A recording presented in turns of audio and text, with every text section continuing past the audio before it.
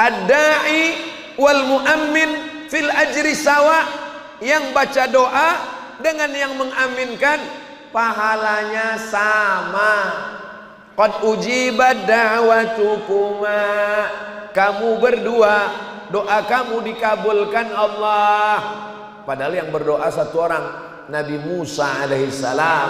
Nabi Harun, amin, amin, amin. Nabi Harun tidak membaca doa, Nabi Harun mengaminkan. Tapi apa kata Allah dalam Al-Quran? Qad ujibat da'watukuma.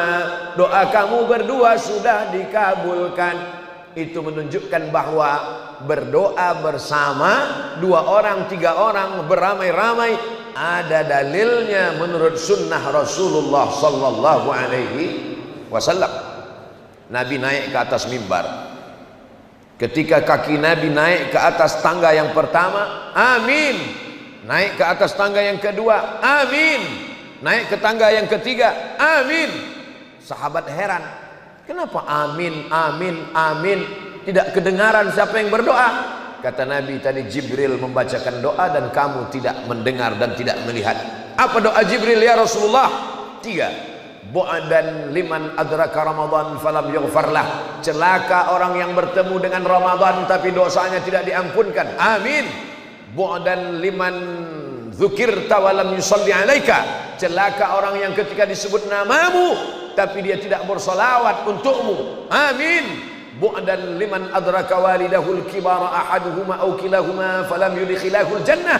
Celaka orang yang bertemu dengan kedua orang tuanya sampai tua tapi dia tidak berbakti sehingga dia tidak masuk surga gara-gara tidak berbakti kepada orang tua. Amin. Itulah doa yang paling hebat. Yang membaca doa Jibril, yang mengaminkan adalah Sayyidina wa Maulana Muhammad sallallahu alaihi. Saya nggak mau doa bersama dengan imam Pak Ustadz. Kenapa? Karena imam doanya lain, saya beda. Loh, kok beda doa imam dengan kamu? Tadi imam minta hujan, sedangkan saya jual es krim. Jangan dipahami secara tekstual. Imam minta hujan itu maksudnya turunkan rahmat. Maka yang dimintanya itu adalah rahmat. Rahmat bagi petani adalah air hujan. Tapi rahmat bagi es krim bisa jadi panas dan lain sebagainya. Bisa jadi dia beli, dia simpan di kulkasnya. Yang kita mintakan adalah rahmat dari Allah. Ini sekarang banyak di beberapa tempat orang selesai sholat nggak mau lagi berzikir, selesai langsung. Kamu nggak ikut doa dengan imam? Ya doa yang lama aja belum dikabulkan Pak Ustadz, ngapain tambah yang baru? Saya, kata Umar bin Khattab, tidak tahu doa saya itu diterima Allah atau tidak, tapi saya terus berdoa. Kenapa terus berdoa? Karena doa adalah ibadah. Begitu juga dengan sholat kita, istighfar kita, haji dan umrah kita, kita terus laksanakan. Kenapa? Karena kita disuruh untuk ibadah. Wa ma khalaqatul jinna wal insa illa liya'budun. Saya tidak mau berdoa bersama Pak Ustaz. Kenapa kamu tidak mau berdoa bersama? Karena Nabi tidak pernah melakukannya. Kalau tidak dilakukan Nabi, maka perbuatan itu bid'ah. Sunnah itu 3. Yang pertama qauli, perbuat ucapan. Yang kedua fi'li, perbuatan. Yang ketiga takriri, ketetapan. Kalau sunnah hanya dibatasi pada perbuatan, maka hilang 2/3 sunnah Rasulullah sallallahu alaihi wasallam. Ausani khalili, orang yang saya cintai, kekasih saya berpesan kepada saya supaya saya jangan meninggalkan 3. Di antaranya jangan meninggalkan sholat duha, jangan meninggalkan sholat witir. Apakah mesti disyaratkan sholat duha itu mesti dilaksanakan Nabi setiap hari? Tidak ada. Begitu juga dengan puasa Nabi Daud. Ahabbus shaum ilallah shaumi Daud. Puasa yang paling dicintai Allah, puasa Nabi Daud. Apakah mesti dilaksanakan itu perbuatan Nabi? Nabi puasa Daud setiap hari. Yasumu yauman, puasa sehari. Wa yuftiru yauman, makan sehari. Perhatikan baik-baik, yang ada itu adalah puasa Daud. Soalnya ada juga ibu-ibu yang lapor, mohon maaf Pak Ustadz, saya mau nanya ini, apa masalahnya Bu? Suami saya itu sholat Daud. Sholat sehari berhenti sehari. Enggak ada, itu salah dengar. Sholatnya Nabi Daud itu sholat malam. Yang ada puasa sehari, makan sehari. Yasumu yauman wa yuftiru yauman. Jadi tidak semua ucapan Nabi itu dilaksanakan Nabi. Itulah yang disebut dengan sunnah qauliyah. Dan itu adalah perbuatan termasuk sunnah. Termasuklah berdoa bersama, itu adalah sunnah qauliyah dan dilaksanakan Nabi beberapa momen. Maka ulama hadis mendefinisikan apa itu sunnah. Ma udhifa ila Nabi sallallahu alaihi wasallam min qaulin aw fa'ilin aw taqririn aw sifati khalqiyatin wa khuluqiyatin min ba'di bi'satihi ila wafatihi sallallahu alaihi wasallam. Yang lebih luas lagi 5. Yang pertama ucapan innamal a'malu binniyat wa innamal likulli imri'in ma nawa faman kanat hijratuhu ila Allah wa rasulih fa hijratuhu ila Allah wa rasulih faman kanat hijratuhu ila dunya yusibuha aw imra'atin yankihuha fa hijratuhu ila ma hajara ilaih. Yang kedua perbuatan, bagaimana Nabi tawaf, bagaimana Nabi sa'i. Sallu kama ra'aitumuni usalli, salatlah kamu sebagaimana kamu melihat aku salat. Perbuatan. Yang ketiga ketetapan. Nabi enggak pernah ngomong, Nabi enggak pernah ngajarkan, sahabat yang melakukannya dan Nabi menyetujuinya. Salat. Allahumma ba'id baini wa baina khataayaya kama ba'adta bainal masyriqi wal maghrib. Tiba-tiba ada makmum di belakang baca doa yang berbeda. Allahu akbar kabira walhamdulillahi katsira wa subhanallahi bukratan wa asila. Selesai salat Nabi tanya, assalamualaikum warahmatullahi, assalamualaikum warahmatullahi. Manil qail? Nabi dengar. Manil qail? Siapa tadi yang baca Allahu akbar kabira walhamdulillahi katsira wa subhanallahi bukratan wa asila? Sahabat ini gentleman, dia ngaku, ana ya Rasulullah, saya yang baca doa itu. Apa kata Nabi? Futihat abwabus sama, pintu-pintu langit terbuka, malaikat turun berlomba-lomba ingin mencatat doa yang engkau baca tadi. Padahal Nabi tidak pernah mengajarkan, Nabi tidak pernah membaca, Nabi tidak pernah menyuruh, Nabi tidak pernah melakukan, Nabi tidak pernah memerintahkan. Seandainya definisi bid'ah adalah yang tidak dilakukan Nabi, bid'ah, maka pasti selesai itu Nabi bertanya, siapa tadi yang baca? Saya Rasulullah, saya sudah melihat pintu neraka terbuka karena kau berani-beranian buat doa. Ini namanya takriri. Ini sunnah, walaupun Nabi tidak pernah melakukannya. Jadi kalau disyaratkan, semua mesti dilakukan Nabi. Mendengar hadis ini, apa kata Sayyidina Abdullah ibn Umar radhiyallahu anhuma? Setelah mendengar hadis ini, saya tidak pernah meninggalkan bacaan ini sampai saya mati. Itulah maka beliau membaca Allahu akbar kabira walhamdulillahi katsira wa subhanallahi bukratan wa asila. Selesai. Dalam mazhab Syafi'i dilanjutkan dengan iftitah satu lagi. Apa lagi selanjutnya? Allahu akbar kabira walhamdulillahi katsira subhanallahi bukratan wa asila. Wajjahtu wajhiya. Dalam satu riwayat lain, inni wajjahtu wajhiya lilladzi fataras samawati wal arda hanifan musliman wa ma ana minal musyrikin. Inna salati wa nusuki wa mahyaya wa mamati lillahi rabbil alamin la syarika lahu wa bidzalika umirtu wa ana minal muslimin. Dua iftitah kita satukan dalam satu doa, panjatkan kepada Allah. Iftitah pembuka, iftitah membuka. Mudah-mudahan semua yang terkunci terbuka insyaallah. Rezeki terkunci terbuka dengan iftitah, hati terkunci terbuka dengan iftitah, pikiran yang buntu terkunci terbuka dengan iftitah, jodoh yang terkunci terbuka dengan iftitah, yang sudah terbuka jangan dibuka lagi. Setuju ibu-ibu?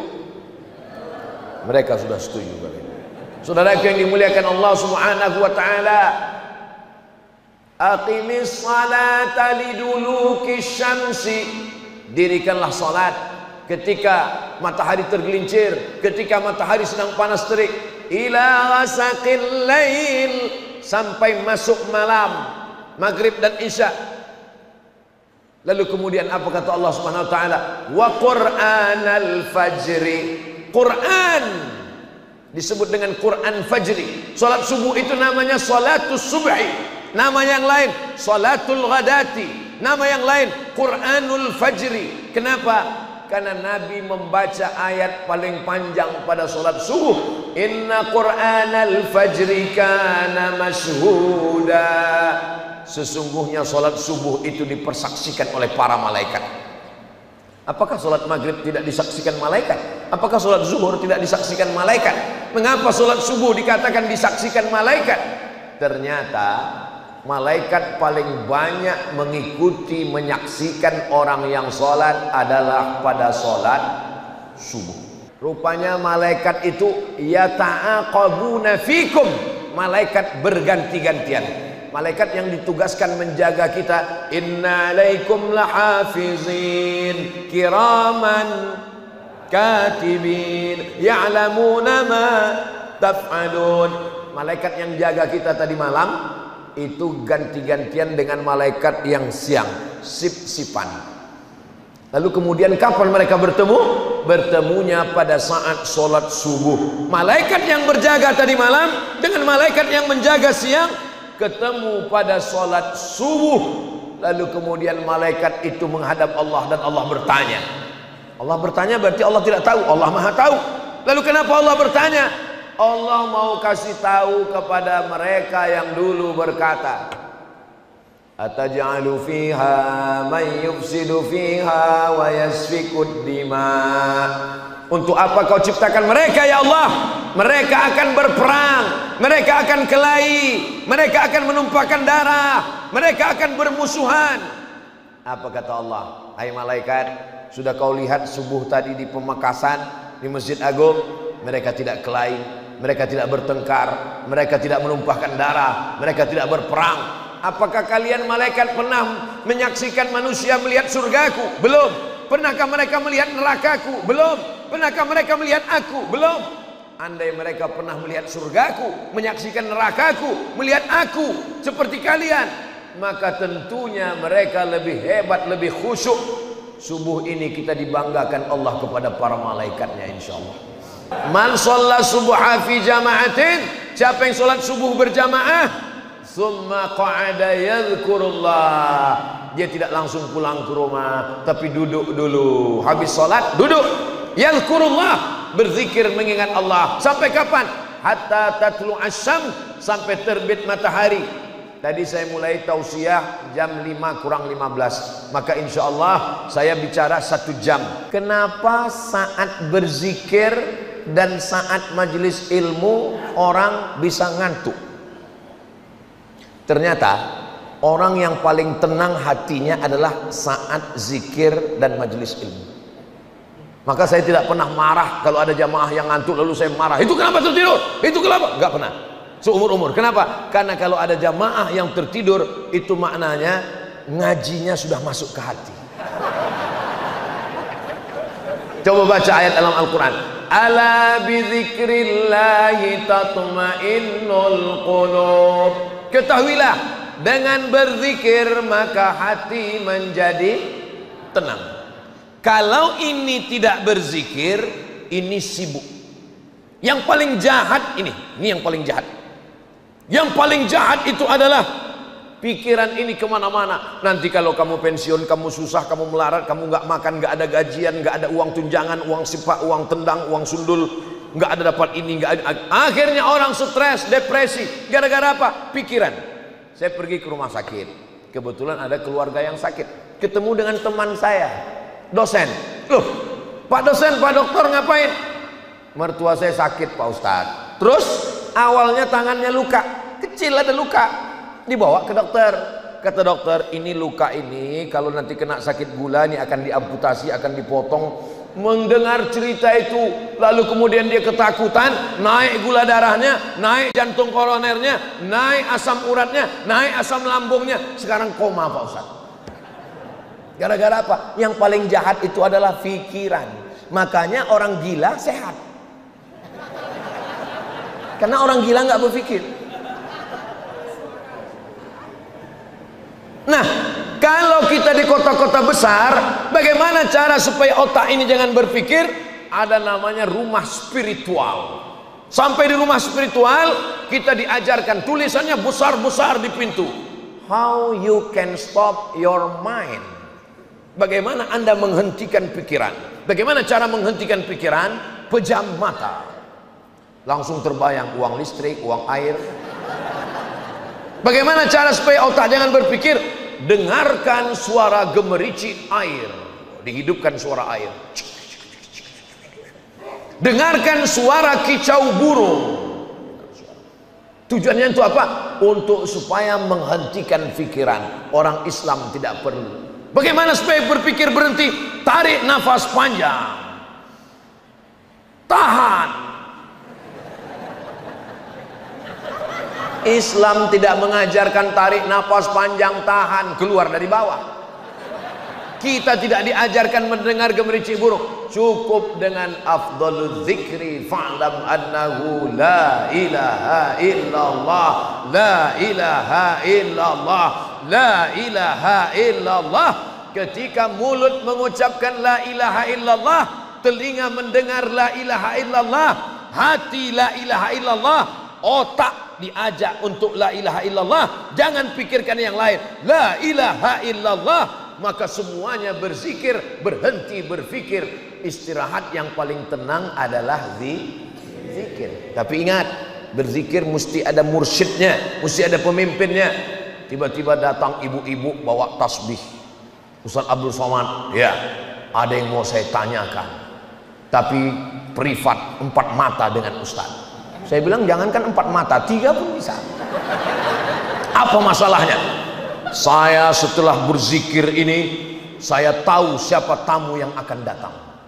Setelah berzikir ini, kalau saya bawa mobil melewati gunung, saya tahu mobil apa yang akan lewat di samping gunung sana. Semua yang tersembunyi saya tahu. Saya jadi khawatir, jadi takut saya. Terus saya tanya, saya tolong ibu jawab dengan jujur. Iya, ibu berzikir pakai guru atau enggak? Enggak, saya zikir sendiri. Ibu sedang mengalami kasyaf, tapi kasyafnya bukan kasyaf ilahi. Kasyaf artinya tersingkapnya hijab. Kasyaf yang ibu alami bukan kasyaf ilahi, tapi kasyaf syaitani, setan yang sedang menyingkapkan hijab gaib itu. Enak aja Ustaz nunjuk saya disingkapkan setan. Jawab dengan jujur. Setelah tahu yang gaib-gaib, bisa ngelihat apa yang di balik bukit, tahu tamu mau datang, makin ingat pada Allah atau makin lupa? Terus terang saya makin lupa Pak Ustaz. Nah, itulah kamu sedang disimpangkan persimpangan setan. Man la syaikha lahu fasyaitanu syaikhuhu. Siapa yang tidak berguru, maka setanlah gurunya. Ya ayyuhalladzina amanu, hai orang yang percaya kepada Allah, ittaqullah, takutlah kepada Allah.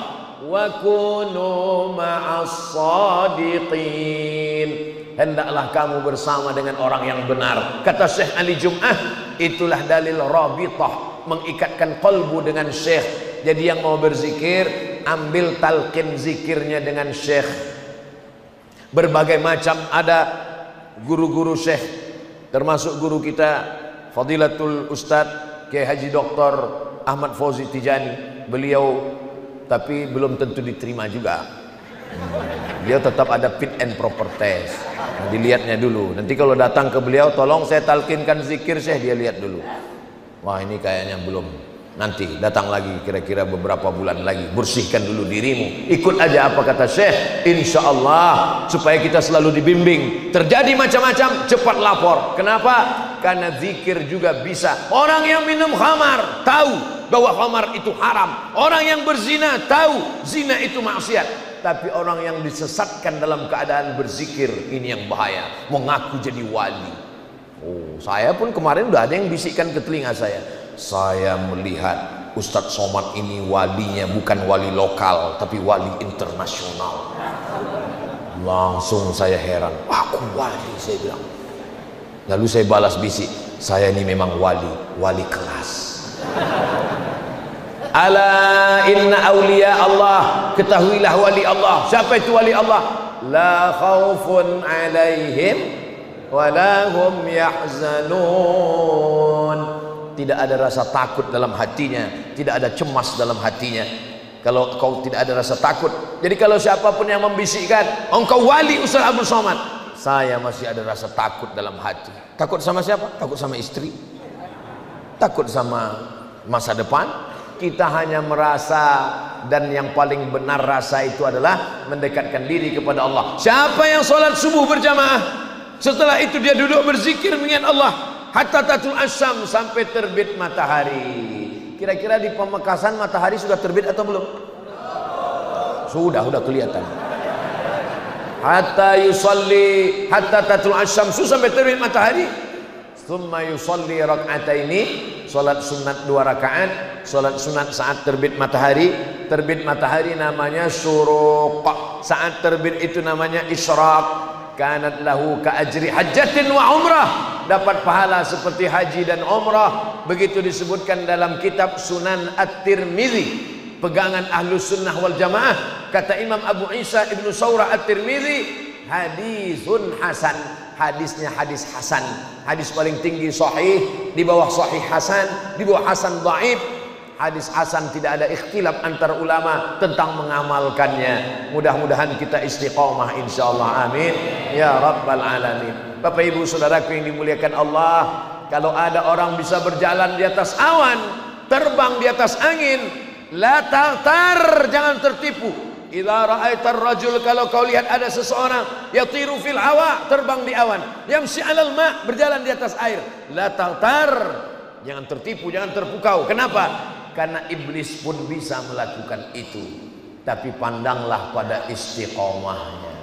Kalau ada di antara jamaah ini yang istiqomah sholat subuh berjamaah, dekati, bawa anak kita, mintakan doa kepadanya. Itu tanda dia sudah selamat dari kekufuran dan kemunafikan insyaallah. Mudah-mudahan Ustaz Abdul Somad tidak hanya sekedar pandai ngomong ceramah, tapi juga melakoni, mengamalkan yang dia sampaikan, sehingga dia bisa istiqomah dan mati husnul khatimah insyaallah, amin ya rabbal alamin. Kenapa Ustaz dari tadi lebih banyak ngelihat ke kanan daripada ke kiri? Yang pertama tentu saja sunnah sebelah kanan, yang kedua memang jam itu letaknya di sebelah kanan.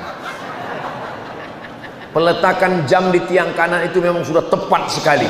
Karena banyak sekali ustadz kalau sudah ceramah lupa waktu. Begitu sudah ngomong ngalor ngidul ke sana kemari, pas di akhir demikianlah kultum yang singkat ini. Khotib hari Jumat berkhutbah, katanya nggak boleh lebih. Di beberapa masjid khutbah 20 menit. Dia nggak tahu, lupa bawa jam. Tapi di Masjid Agung Pamekasan nggak akan mungkin lupa. Kenapa? Ada jam mengingatkan dia. Bagi yang biasa khutbah Jumat, dia tahu betapa ribetnya kita ngukur waktu. Nah, tapi saya jauh berjalan, banyak dilihat, lama hidup banyak dirasa. Hebat, macam-macam masjid, macam-macam cara mengingatkan ustadz. Ada yang sifatnya ya tradisional, pakai kertas kuning. Ustadz, waktu sudah habis. Tapi ada satu canggih, salah satu masjid, dia pakai lampu 3, hijau, kuning, merah. Saya pernah tausiah di situ. Lalu saya tanya, Pak Ketua Masjid, mohon maaf, iya, ini mejanya bekas Dewan Juri Musabaqah Tilawatil Quran. Bukan Pak Ustadz, ini memang meja khusus kami buat 3, karena banyak ustadz yang lupa waktu. Jadi kalau waktu habis, hidup lampu kuning. Tet, kuning. Kalau sudah terlalu lama, hidup merah. Jadi sebelum lampu merah, kita akhiri tausiah ini. Mudah-mudahan walaupun kita berhenti dalam tausiah subuh, tapi kita akan lanjutkan. Siapapun yang ngisi kajian di Masjid Agung, kuncinya 4. Datang, duduk, dengar, diam.